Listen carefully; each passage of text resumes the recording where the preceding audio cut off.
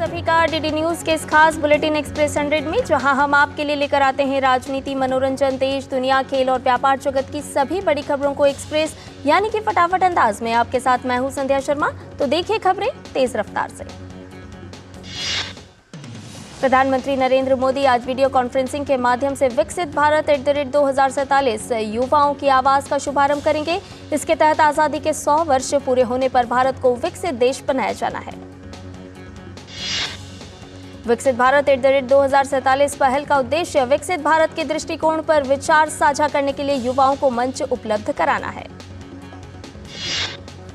PM Modi देश के राजभवनों में आयोजित कार्यशालाओं में विश्वविद्यालयों के कुलपतियों, संस्थान प्रमुखों और संकाय सदस्यों को संबोधित करेंगे। इसमें आर्थिक वृद्धि, सामाजिक प्रगति, पर्यावरणीय स्थिरता और सुशासन सहित विकास के विभिन्न पहलू शामिल हैं।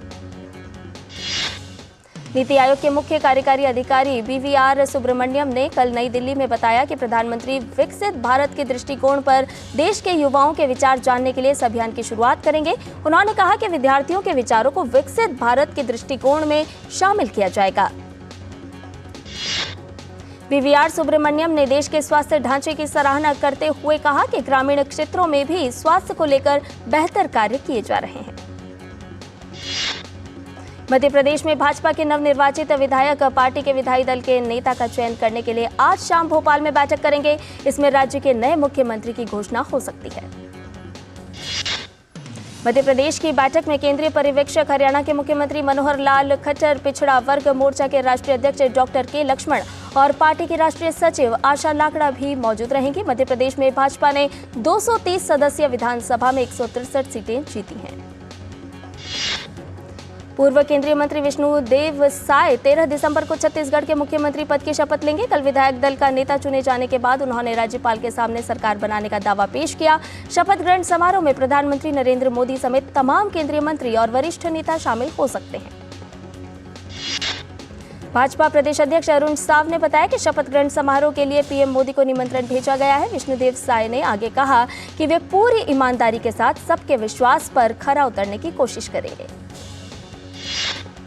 राष्ट्रपति द्रौपदी मुर्मू आज से उत्तर प्रदेश के 2 दिवसीय दौरे पर रहेंगी। राष्ट्रपति आज वाराणसी में महात्मा गांधी काशी विद्यापीठ के 45वें दीक्षांत समारोह में शामिल होंगी। इसके बाद राष्ट्रपति आज शाम लखनऊ में डिवाइन हार्ट फाउंडेशन इंडिया के 27 साल पूरे होने के अवसर पर आयोजित समारोह में शामिल होंगी। राष्ट्रपति द्रौपदी मुर्मू 12 दिसंबर को भारतीय सूचना प्रौद्योगिकी संस्थान लखनऊ के द्वितीय दीक्षांत समारोह में शामिल होंगी। अनुच्छेद 370 के तहत जम्मू कश्मीर के संबंध में विशेष प्रावधानों को निरस्त करने के केंद्र सरकार के 2019 के फैसले के खिलाफ दायर याचिकाओं पर सुप्रीम कोर्ट की 5 जजों की संविधान पीठ आज अपना फैसला सुनाएगी। प्रधान न्यायाधीश जस्टिस DY चंद्रचूड़ की अध्यक्षता वाली पीठ ने 16 दिनों तक विस्तार से इस मामले पर सुनवाई के बाद इस साल 5 सितंबर को फैसला सुरक्षित रखा था। याचिकाकर्ताओं ने 5 अगस्त के राष्ट्रपति के आदेश और बाद में संसद से पारित जम्मू और कश्मीर पुनर्गठन अधिनियम 2019 को गैर संवैधानिक बताते हुए सुप्रीम कोर्ट में याचिकाएं दायर की थीं। वहीं केंद्र का कहना था कि अनुच्छेद 370 एक अस्थायी व्यवस्था थी और राष्ट्रपति ने अनुच्छेद 370 में दिए गए प्रावधानों का प्रयोग करते हुए संविधान आदेश जारी किए थे और यह फैसला पूरी तरह संवैधानिक प्रावधानों के दायरे में था। विदेश मंत्रालय ने कहा कि गुप्त मेमो की खबरें फर्जी और पूरी तरह से मनगढ़ंत हैं और ऐसा कोई मेमो जारी नहीं किया गया है। विदेश मंत्रालय के प्रवक्ता अरिंदम बागची ने उन रिपोर्टों पर मीडिया के सवालों के जवाब में यह बात कही कि मंत्रालय ने खालिस्तानी आतंकवादी हरदीप सिंह निज्जर के खिलाफ ठोस कदम उठाने के लिए उत्तरी अमेरिका में भारतीय मिशनों को कोई मेमो भेजा नहीं है।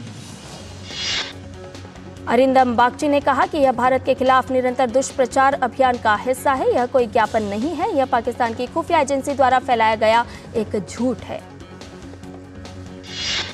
उत्तरकाशी के सिलक्यारा सुरंग में अहम भूमिका निभाने वाले अंतर्राष्ट्रीय टनलिंग एक्सपर्ट प्रोफेसर अर्नोल्ड डिस्क ने कहा कि उन्हें भारत में शांति, न्याय और मजबूत संगठन दिखा है। एक्सपर्ट प्रोफेसर अर्नोल्ड डिस्क ने कहा कि भारत में सरकार, सेना, वायुसेना और आपातकालीन सेवाएं सभी मिलकर काम करती हैं। उन्होंने स्वयं को भारत सरकार का बड़ा प्रशंसक बताया। संसद के शीतकालीन सत्र के आज दूसरे हफ्ते का पहला दिन है। दोनों सदनों में आज अहम विधायी कामकाज सूची में रखे गए हैं। प्रश्नकाल में अहम सवालों के जवाब दिए जाने हैं। वहीं लोकसभा में अतिरिक्त अनुदान मांगों पर चर्चा होगी, जिसका जवाब वित्त मंत्री निर्मला सीतारमण देंगी। लोकसभा में केंद्रीय मंत्री वी मुरलीधरन हमास को आतंकी संगठन घोषित करने से जुड़े एक सवाल पर बयान भी देंगे। उधर राज्यसभा में इस हफ्ते जम्मू कश्मीर से जुड़े 2 अहम बिल पारित कराए जाने हैं। जम्मू कश्मीर से जुड़े ये दोनों बिल पिछले हफ्ते लोकसभा द्वारा पारित किए जा चुके हैं। केंद्रीय सूचना और प्रसारण राज्य मंत्री डॉक्टर एल मुरुगन ने कहा है कि केंद्र सरकार मछुआरों के मुद्दों का स्थायी समाधान करने के लिए भारत और श्रीलंका के अधिकारियों की संयुक्त समिति बनाने की दिशा में काम कर रही है। मंत्री डॉक्टर एल मुरुगन ने कहा कि केंद्र सरकार लोगों के कल्याण को प्राथमिकता देती है और इसके लिए विभिन्न कार्यक्रम चला रही है। केंद्र सरकार महिला स्वयं सहायता समूहों की चुनी हुई है। 15,000 सदस्यों को ड्रोन प्रदान करेगी। यह ड्रोन खेती कार्यों के लिए किसानों को किराए पर दिए जाएंगे। उपराष्ट्रपति जगदीप धनखड़ ने जमशेदपुर के जेवियर स्कूल ऑफ मैनेजमेंट के प्लेटिनम जुबली समारोह में मुख्य अतिथि के रूप में भाग लिया। उसके बाद उपराष्ट्रपति जगदीप धनखड़ IIT धनबाद के 43वें दीक्षांत समारोह में बतौर मुख्य अतिथि शामिल हुए। दीक्षांत समारोह में 1917 स्कॉलर्स व छात्रों को डिग्री प्रदान की गई। इस अवसर पर उपराष्ट्रपति ने देश में सरकार की पारदर्शी नीतियों को लेकर छात्रों को संबोधित किया। उत्तर प्रदेश के अयोध्या नगरी में अगले साल 22 जनवरी को होने वाली प्राण प्रतिष्ठा की तैयारियां जोरों पर है, जिसके चलते भगवान श्री राम और हनुमान जी के नाम के झंडों की बिक्री में बढ़ोतरी हुई है। सामाजिक न्याय और अधिकारिता मंत्री डॉक्टर वीरेंद्र कुमार आज नई दिल्ली में विशिष्ट अग्रणी भारतीय IQ परीक्षण उपकरण का उपयोग करके बनाए गए विशिष्ट दिव्यांगता पहचान पत्र प्रदान करेंगे। यह कार्ड 7 दिव्यांगजनों को दिए जाएंगे। National institute for the empowerment of persons with intellectual डिसएबिलिटीज दिव्यांगजन सिकंदराबाद द्वारा भारतीय पैमाने ISAA पर ऑटिज्म के आकलन के लिए आज से 2 दिवसीय अंतर्राष्ट्रीय कार्यशाला नई दिल्ली में आयोजित की जा रही है। केंद्रीय मंत्री धर्मेंद्र प्रधान ने कहा कि ओडिशा में भी आने वाले दिनों में लोकसभा और विधानसभा चुनाव होंगे। ओडिशा के 80% लोगों की पहली पसंद प्रधानमंत्री नरेंद्र मोदी हैं। पुणे में 2 धागे श्री राम के लिए अभियान शुरू हो गया है। लोग रामलला के लिए पोशाक यानी कि वस्त्र तैयार करने के लिए हथकरघा बुनाई में लगे हुए हैं। तमिलनाडु सरकार ने चक्रवात प्रभावित क्षेत्रों में स्कूलों की सफाई के लिए 1 करोड़ रुपए से अधिक का आवंटन किया है।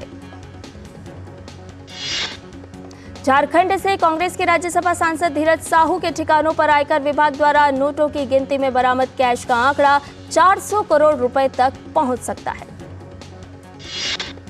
कांग्रेस के वरिष्ठ नेता जयराम रमेश ने कहा कि धीरज साहू के बिजनेस से कांग्रेस का कोई लेना देना नहीं है। आगरा में विकसित भारत संकल्प यात्रा इतमादपुर की ग्राम पंचायत सैफुद्दीनपुर मुरथर अलीपुर में पहुंची। कार्यक्रम के दौरान केंद्र सरकार से जुड़ी योजनाओं का लाभ पात्र लाभार्थियों को देने के लिए शिविर का भी आयोजन किया गया। कार्यक्रम में केंद्रीय स्वास्थ्य एवं परिवार कल्याण राज्य मंत्री SP सिंह बघेल मुख्य अतिथि के रूप में मौजूद रहे। इस दौरान विकसित भारत संकल्प यात्रा रथ पर प्रसारित प्रधानमंत्री नरेंद्र मोदी के संबोधन को लाभार्थियों ने सुना। स्थानीय भाजपा विधायक धर्मपाल ने किसान सम्मान निधि के पात्र लाभार्थियों को प्रशस्ति पत्र देकर सम्मानित किया, जिसमें आयुष्मान भारत योजना, आधार कार्ड, उज्ज्वला योजना, PM स्वनिधि योजना, PM किसान सम्मान निधि सहित विभिन्न योजनाओं के पात्र लाभार्थियों का पंजीकरण और मौके पर ही योजनाओं का लाभ दिया गया। केंद्र सरकार द्वारा चलाई जा रही जन कल्याणकारी योजनाओं का लाभ और उनकी जागरूकता शहर ही नहीं बल्कि गांव-गांव तक पहुंच रही है। इसी कड़ी में विकसित भारत संकल्प यात्रा कारगिल पहुंची। लालुंग में विभिन्न गांवों के लोगों ने पारंपरिक खटकों के साथ VBSY IEC वैन का स्वागत किया। इस संकल्प यात्रा के तहत लद्दाख के साढ़े ब्लॉक के लालुंग और सिल्मो पंचायत में विशेष कार्यक्रम आयोजित किए गए। दिल्ली NCR के लोगों को वायु प्रदूषण से फिलहाल कोई राहत नहीं है। केंद्रीय प्रदूषण नियंत्रण बोर्ड के अनुसार राष्ट्रीय राजधानी के कई इलाकों में वायु गुणवत्ता सूचकांक बहुत खराब श्रेणी में पहुंच गया है। भारत ने खिलौने, केमिकल्स, आईसीटी उत्पादों और वाहनों के कलपुर्जों सहित विभिन्न क्षेत्रों में लागू किए गए गुणवत्ता नियंत्रण आदेशों का विश्व व्यापार संगठन ने बचाव किया है। सरकार का मानना है कि मानव, पशु एवं पौधों की सेहत की सुरक्षा तथा भ्रामक प्रथाओं की रोकथाम के लिए उत्पादों की गुणवत्ता के उपाय सुनिश्चित करना जरूरी है। सिल्वर एक्सचेंज ट्रेडेड फंड ने पिछले करीब एक साल में 16.4% का औसत रिटर्न दिया है, जबकि इसी दौरान गोल्ड ETF का रिटर्न 15.1% ही रहा है। एडलवाइज एसेट मैनेजमेंट कंपनी ने पिछले दिनों सिल्वर ETF पेश किया है। देश की FMCG कंपनी हिंदुस्तान यूनिलीवर के लिए अल्पावधि राहत मिलती नहीं दिख रही है। उसे वृद्धि के मोर्चे पर कई तरह की चुनौतियों का सामना करना पड़ रहा है। खासकर ग्रामीण क्षेत्र में मांग में सुधार के संकेत नहीं दिखने से वित्त वर्ष 2024 की अक्टूबर-दिसंबर तिमाही का प्रदर्शन भी पिछली तिमाही जैसा बने रहने का अनुमान है।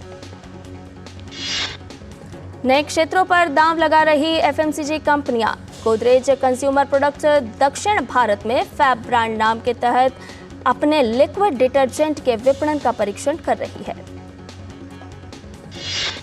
उपभोक्ता इलेक्ट्रॉनिक्स विनिर्माता सोनी इंडिया ने भारतीय टीवी और ऑडियो बाजार में प्रीमियम उत्पादों की तरफ रुझान बढ़ने से चालू वित्त वर्ष में 15 से 20% वृद्धि होने की उम्मीद जताई है।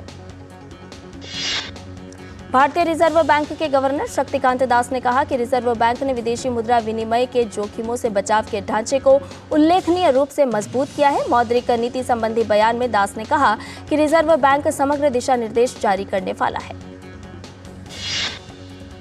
जीरे की बुआई बढ़ने के बाद दाम घटने लगे हैं। वायदा बाजार में 65,000 रुपए तक बिकने वाला जीरा अब 40,000 रुपए प्रति क्विंटल से नीचे बिक रहा है। इसके दाम बीते 10 दिन में 14% घट चुके हैं।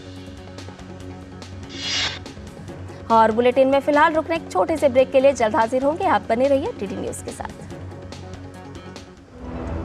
तुम्हें पता है इन्वेस्टर्स के लिए एक इन्वेस्टर प्रोटेक्शन फंड होता है IPF, लेकिन अगर तुम्हारा ट्रेड एक्सचेंज पर एग्जीक्यूट नहीं हुआ या फिर कोई गारंटीड रिटर्न्स वाली स्कीम है तो ये IPF आपकी मदद नहीं कर सकता है।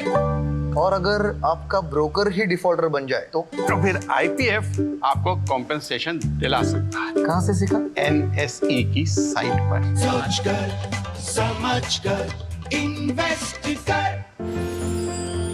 साल, बरस और सदी नहीं, एक युग गुजर जाएगा। उम्र न पूछो वंडर की, जब फर्क नजर आएगा। वंडर सीमेंट, फर्क नजर आएगा। मेरे पास ऑलमोस्ट सभी तरीके के कस्टमर्स आते हैं जो छोटा कारोबार करते हैं, दुकान वाले हैं, हाउसवाइफ्स हैं। तो वो लोग समझते हैं इस चीज़ को कि आज वो वर्किंग हैं, कल को जब वो वर्किंग नहीं रहेंगे तो उस कंडीशन पे उनका क्या होगा। तो इसीलिए रिटायरमेंट प्लान हमें पहले से ही लेना चाहिए कि हम अपने ओल्ड एज पर आकर उस रिटायरमेंट प्लान का फ़ायदा उठा सकें। अपने बेहतर कल को सुनिश्चित करने के लिए NPS ज़रूरी है। और ब्रेक के बाद एक्सप्रेस 100 में आपका एक बार फिर से स्वागत है। आइए बाकी की खबरों को जानें फटाफट अंदाज में। आने वाले महीनों में संयुक्त अरब अमीरात से भारत को कच्चे तेल का आयात बढ़ने का अनुमान जताया जा रहा है। दुबई में हुई COP28 शिखर सम्मेलन के इतर इस विषय पर चर्चा हुई है। इस साल इक्विटी बाजार में तेज उछाल के बाद निवेशकों के लिए कुछ फंडों का रुख डेट बाजार की ओर बेहतर होने की उम्मीद जताई जा रही है। विशेषज्ञों का मानना है कि कई अनुकूल परिस्थितियां अगले 12 से 18 महीने के दौरान बॉन्ड बाजार में प्रतिफल बढ़ा सकती है।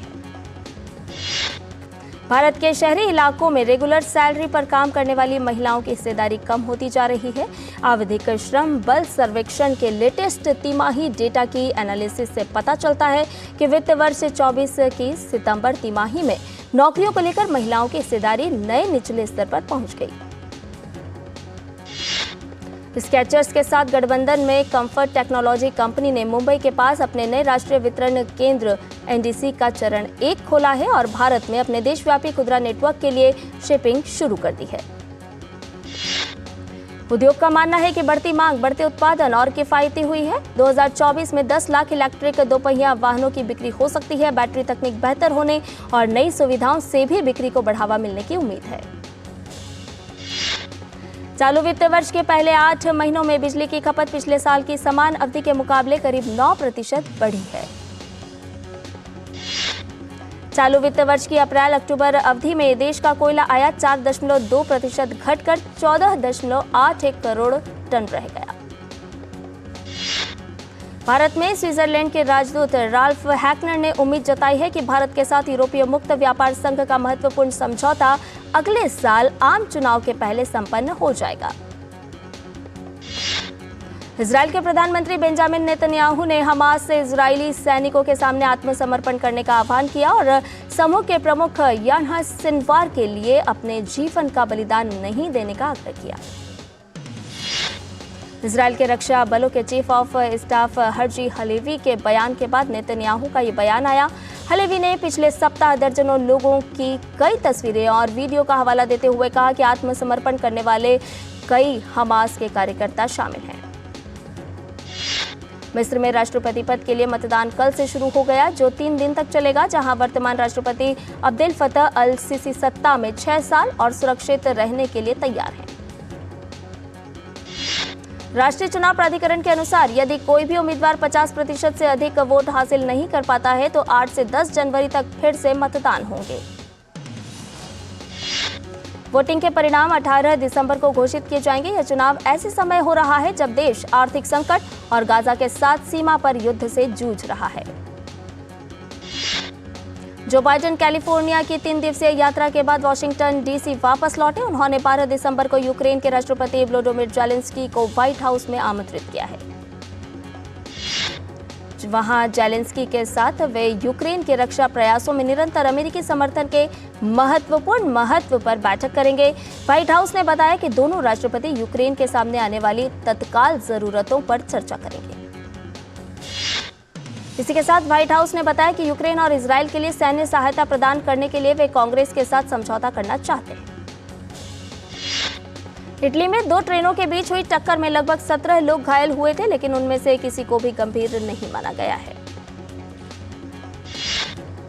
इतालवी अग्निशामकों ने कहा कि कैस्टेल बोग्रीज और फोरली के बीच रेल यातायात निलंबित कर दी गई है। जेवियर माइली ने अर्जेंटीना के राष्ट्रपति के रूप में शपथ ली है। शपथ ग्रहण समारोह अर्जेंटीना के राष्ट्रीय कांग्रेस की इमारत में आयोजित किया गया। पदभार ग्रहण करने के बाद जेवियर माइली ने अपने पहले भाषण में कहा कि देश कई दशकों के सबसे खराब आर्थिक संकट से गुजर रहा है और मुद्रास्फीति 200% की ओर बढ़ रही है। 53 वर्षीय माइली एक पूर्व टीवी विशेषज्ञ, अर्थशास्त्री और लेखक हैं। माइली को 19 नवंबर को हुए मतदान में अर्जेंटीना का राष्ट्रपति चुना गया था। ब्राजील के उत्तरी राज्य पारा में भूमिहीन श्रमिक आंदोलन एमएसटी से संबंधित एक शिविर में शनिवार रात आग लगने से 9 लोगों की मौत हो गई और 8 लोग घायल हो गए। हादसे को लेकर कम्युनिटी के नेताओं ने बताया कि शॉर्ट सर्किट स्थानीय समय के अनुसार रात करीब 8 बजे हुआ, जब एक एंटीना हाई वोल्टेज नेटवर्क को छू गया, जिससे बिजली के तारों और शिविर में कुछ झोपड़ियों में आग लग गई। दक्षिण कोरिया में अमेरिकी लड़ाकू विमान F-16 आज ट्रेनिंग के दौरान दुर्घटनाग्रस्त हो गया। दुर्घटना स्थल से पायलट सुरक्षित रूप से बाहर निकल गया और उसे निकटतम चिकित्सा सुविधा में ले जाया गया।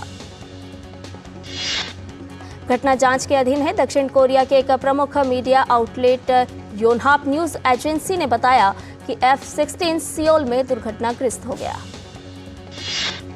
भारत ने मुंबई के वानखेड़े स्टेडियम में तीसरे और आखिरी T20 अंतर्राष्ट्रीय मैच में इंग्लैंड को 5 विकेट से हरा दिया। 127 रनों के लक्ष्य का पीछा करते हुए भारत की टीम ने 19 ओवर में 5 विकेट के नुकसान पर जीत के लिए जरूरी रन बना लिए। भारत की तरफ से स्मृति मंधाना ने 48 और जेमिमा रोड्रिग्स ने 29 रन बनाए। इंग्लैंड की तरफ से फ्रेया कैंप और सोफी एक्सप्लोन 2-2 विकेट लिए, जबकि चार्लोट डीन को 1 विकेट मिला। इंग्लैंड की तरफ से हीथर नाइट ने 52, एमी जोन्स 25 और चार्ली डीन ने 16 रन बनाए। श्रेयंका पाटिल को प्लेयर ऑफ द मैच और नेट साइवर ब्रेंट को प्लेयर ऑफ द सीरीज घोषित किया गया। इंग्लैंड की टीम ने सीरीज 2-1 से अपने नाम की। पहले खेलो इंडिया पैरा गेम्स राजधानी दिल्ली में आयोजन हो रहा है। आज केंद्रीय खेल मंत्री श्री अनुराग सिंह ठाकुर प्रतियोगिता का औपचारिक उद्घाटन करेंगे। खेलो इंडिया पैरा गेम्स के पहले संस्करण के मुकाबले रविवार से शुरू हो गए हैं। रविवार को बैडमिंटन के प्रारंभिक दौर के मुकाबले आयोजित किए गए। इसमें देश के सभी राज्यों के खिलाड़ी प्रतिस्पर्धा करते दिखाई दिए। और बुलेटिन में फिलहाल रुकने एक छोटे से ब्रेक के लिए जल्द हाजिर होंगे। साल बरस और सदी नहीं, एक युग गुजर जाएगा। उम्र न पूछो वंडर की, जब फर्क नजर आएगा। वंडर सीमेंट, फर्क नजर आएगा। आप क्या देख रहे हो पापा? तुम कहते हो ना कि स्टॉक मार्केट में बहुत सोच समझ कर इन्वेस्ट करना चाहिए, बस थोड़ा सा ज्ञान ले रहा हूं। किससे? हर एक स्टॉक्स एक्सपर्ट है, मस्त एजुकेशनल वीडियोस बनाता है और अच्छी इन्वेस्टमेंट की टिप्स भी देता है। पापा इन वीडियोस पे ना जाएं। अपना रिसर्च खुद करें या सेबी रजिस्टर्ड इन्वेस्टमेंट एडवाइजर से संपर्क करें। एजुकेशन के नाम पर कुछ इन्फ्लुएंसर्स अक्सर इन्वेस्टर को मिसगाइड करते हैं, नुकसान आपका होगा। सोच कर समझ कर इन्वेस्ट कर। ब्रेक के बाद एक्सप्रेस 100 में आपका एक बार फिर से स्वागत है। भारत ने जूनियर महिला हॉकी विश्व कप में 9वां स्थान हासिल करने में सफल रही है। भारतीय टीम ने गोलकीपर माधुरी किंटो के शानदार प्रदर्शन से अमेरिका को सडन डेथ में 3-2 से हराकर 9वां स्थान हासिल किया। वेस्टइंडीज ने तीसरे वनडे में इंग्लैंड को 6 विकेट से हरा दिया है। इस तरह वेस्टइंडीज ने 3 वनडे मैचों की सीरीज 2-1 से अपने नाम कर ली। बारिश से प्रभावित इस मैच में पहले बल्लेबाजी करते हुए इंग्लैंड ने 40 ओवर में 9 विकेट पर 206 रन बनाए। अंडर 19 एशिया कप में पाकिस्तान ने भारत को 8 विकेट से हरा दिया है। भारत से जीत के लिए मिले 260 रन के लक्ष्य को पाकिस्तान ने 47 ओवर में हासिल किया। अश्विनी पोनप्पा और तनिषा क्रास्टो की भारतीय महिला युगल जोड़ी ने गुवाहाटी मास्टर्स बैडमिंटन टूर्नामेंट का खिताब जीत लिया है। इंदौर तीरंदाजी वर्ल्ड सीरीज में भारत की परनीत कौर ने व्यक्तिगत कंपाउंड वर्ग में स्वर्ण पदक जीत लिया है। प्रथमेश जावकर इंदौर तीरंदाजी वर्ल्ड सीरीज के व्यक्तिगत कंपाउंड वर्ग में पुरुष एकल का स्वर्ण पदक जीतने में सफल रहे हैं। पेरिस सेंट जर्मन ने फ्रेंच फुटबॉल लीग में शीर्ष स्थान बरकरार रखा है। एक रोमांचक मुकाबले में पीएसजी ने एफसी नात्से को 2-1 से हराने में सफलता पाई। ब्राजील के प्रमुख फुटबॉल क्लब सांटोस का कोई भी खिलाड़ी टीम के सीनियर डिवीजन में वापसी तक पेले की मशहूर 10 नवंबर जर्सी को नहीं पहनेगा। मैनचेस्टर सिटी के स्टार स्ट्राइकर अर्लिंग हालांड चोट के कारण टीम से बाहर हो गए हैं। अनन्या पांडे, सिद्धांत चतुर्वेदी और आदर्श गौरव की फिल्म खो गए हम कहां को ओटीटी प्लेटफॉर्म नेटफ्लिक्स पर 26 दिसंबर को रिलीज किया जाएगा। मेकर्स ने फिल्म खो गए हम कहां का ट्रेलर रिलीज कर दिया है। आलिया भट्ट का एक वीडियो सामने आया जो लोगों का ध्यान खींच रहा है। बॉलीवुड एक्ट्रेस आलिया भट्ट हाल ही में कैंसर से पीड़ित बच्चों के लिए आयोजित एक कार्यक्रम में पहुंची थी। एनिमल एक्टर कुणाल ठाकुर ने मुक्ति मोहन संग शादी की है। इस कपल ने शादी की फोटोज सोशल मीडिया पर शेयर की है।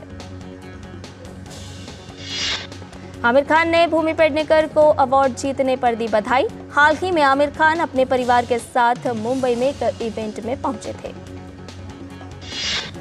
बिग बॉस 17 का 8वां हफ्ता चल रहा है। शो में इस हफ्ते के पॉप सिंगर औरा की वाइल्ड कार्ड एंट्री हो गई है। पान मसालेड मामले में मुश्किलों में फंसे शाहरुख, अक्षय और अजय देवगन। कोर्ट ने पान मसाला ऐड को लेकर शाहरुख खान, अक्षय कुमार और अजय देवगन के खिलाफ नोटिस जारी कर दिया है। इंडियन आइडल 14 की कंटेस्टेंट मेनुका पोडेल को लेकर खबर सामने आई है। दरअसल उन्हें साउथ इंडस्ट्री के बड़े डायरेक्टर प्रशांत नील ने अपनी फिल्म में गाने का मौका दिया है। सलमान खान की टाइगर 3 को रिलीज हुए 29 दिन हो चुके हैं। ऐसे में फिल्म हर दिन करोड़ों में कमाई कर रही है। रणबीर कपूर की फिल्म एनिमल ने बॉक्स ऑफिस पर तूफान मचा रखा है। फिल्म ने 9 दिनों में 660 करोड़ रुपए का आंकड़ा पार कर लिया है। फिल्म सैम बहादुर लगातार अच्छा प्रदर्शन कर रही है। दूसरे वीकेंड पर फिल्म की कमाई में उछाल देखने को मिला है। और एक्सप्रेस न्यूज में फिलहाल इतना ही। हमें दीजिए इजाजत, लेकिन डीडी न्यूज पर खबरों का सिलसिला लगातार जारी है। नमस्कार।